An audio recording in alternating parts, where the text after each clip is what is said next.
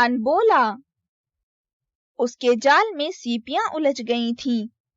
जग्या से उसने कहा, इसे फैलाती हूँ, तू सुलझा दे। जग्या ने कहा, मैं क्या तेरा नौकर हूँ? काम्या ने तिनक कर अपने खेलने का छोटा सा जाल और भी बटोर लिया। समुद्र तट के छोटे से होटल के पास की गली से अपनी झोपड़ी की ओर चली गई। जग्या उस अनखाने का सुख लेता सा गुनगुना कर गाता हुआ अपनी खजूर की टोपी और भी तिरछी करके संध्या की शीतल बालुका को पैरों से उछालने लगा। दूसरे दिन जब समुद्र में स्नान करने के लिए यात्री लोग आ गए थे, सिंदूर पिंड सा सूर्य समुद्र के नील जल में स्नान कर प्राची के आकाश में ऊपर उठ रहा था। तब काम्या अपने पिता के साथ धीवरों के झुंड में खड़ी थी। उसके पिता की नावें समुद्र की लहरों पर उछल रही थीं। महाजाल पड़ा था, उसे बहुत से धीवर मिलकर खींच रहे थे। जग्या ने आकर काम्या की पीठ में उंगली गोद दी। काम्या कुछ खिसक कर दूर जा खड़ी हुई। उसने जग्या की ओर देखा भी नहीं। जग्या की केवल माँ थी। वह काम्या के पिता के यहाँ लगी लिपटी रहती, अपना पेट पालती थी। वह बेंत की दौरी लिए वहीं खड़ी थी। काम्या की मछलियां ले जाकर बाजार में बेचना उसी का काम था।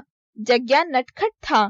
वह अपनी माँ को वहीं देखकर एक ओर हट गया, किंतु काम्या की ओर देखकर उसने मन ही मन कहा, अच्छा, महाजाल खींचकर लाया गया। उसमें कुछ तो मछलियां थीं ही, पर उसमें एक भीषण समुद्री बाघ भी था। दर्शकों के झुंड जुट पड़े। काम्या के पिता से कहा गया उसे जाल में से निकालने के लिए, जिससे प्रकृति की उस भीषण कारीगरी को लोग भली भांति देख सकें। लोभ संवरण न करके उसने समुद्री बाघ को जाल से निकाला। एक खूंटे से उसकी पूंछ बांध दी गई। जग्या की माँ अपना काम करने की धुन में जाल में से मछलियां पकड़कर दौरी में रख रही थी। समुद्री बाघ बालू की विस्तृत बेला में एक बार उछला। जग्या की माता का हाथ उसके मुंह में चला गया। कोलाहल मचा, पर बेकार।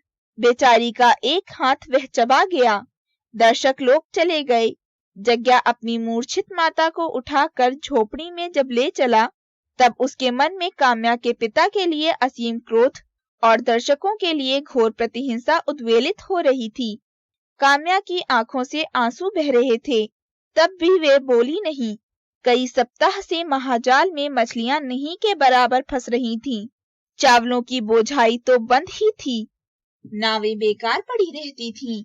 मछलियों का व्यवसाय चल रहा था, वह भी डावाडोल हो रहा था। किसी देवता का प्रकोप है क्या? काम्या के पिता ने रात को पूजा की। बालू की वेदियों के पास खजूर की डालियां गड़ी थीं। समुद्री बाघ के दांत भी बिखरे थे। रात में समुद्र देवता की पूजा आरंभ हुई।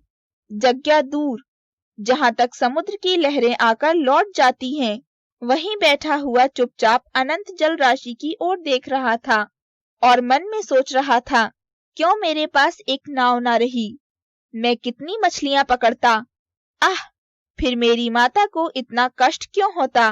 अरे, वह तो मर रही है मेरे लिए इसी अंधकार सा दरिद्र छोड़कर। तब भी देखें भाग्य देवता क्या करते हैं। इसी रज्ञा की मजूरी करने से तो मर रही है।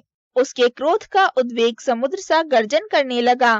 पूजा समाप्त करके मदिरारूढ़ नेत्रों से घूरते हुए पुजारी ने कहा, रज्ञेया, तुम अपना भला चाहते हो तो जग्या के कुटुंब से कोई संबंध न रखना, समझा ना? उधर जग्या का क्रोध अपनी सीमा पार कर रहा था। उसकी इच्छा होती थी कि रज्ञा का गला घोंट दे, किंतु वह था निर्बल बालक। उसके सामने जैसे लहरें लौट जाती थी, उसी तरह उसका क्रोध मूर्छित होकर गिरता सा प्रत्यावर्तन करने लगा। वह दूर ही दूर अंधकार में झोपड़ी की ओर लौट रहा था। सहसा किसी का कठोर हाथ उसके कंधे पर पड़ा। उसने चौंक कर कहा, कौन? विहलवल कंठ से रज्ञा ने कहा, तुम मेरे घर कल से न आना। जग्या वहीं बैठ गया। वह फूट फूट कर रोना चाहता था, परंतु अंधकार उसका गला घोंट रहा था। दारुण क्षोभ और निराशा उसके क्रोध को उत्तेजित करती रही। उसे अपनी माता के तत्काल न मर जाने पर झुंझलाहट सी हो रही थी। समीर अधिक शीतल हो चला। प्राची का आकाश स्पष्ट होने लगा। पर जग्या का अर्धष्ट तमसाच्छन्न था। काम्या ने धीरे धीरे आकर जग्या की पीठ पर हाथ रख दिया। उसने घूम कर देखा। काम्या की आंखों में आंसू भरे थे।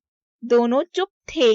काम्या की माता ने पुकार कर कहा, जग्या, तेरी माँ मर गई, इसको अब ले जा। जग्या धीरे धीरे उठा और अपनी माता के शव के पास खड़ा हो गया। अब उसके मुख पर हर्ष, विषाद, सुख, दुख कुछ भी नहीं था। उसे कोई बोलता न था और वह भी किसी से बोलना नहीं चाहता था। किंतु काम्या भीतर ही भीतर फूट फूट कर रो रही थी। पर बोले कैसे? उससे तो अनबोला था ना।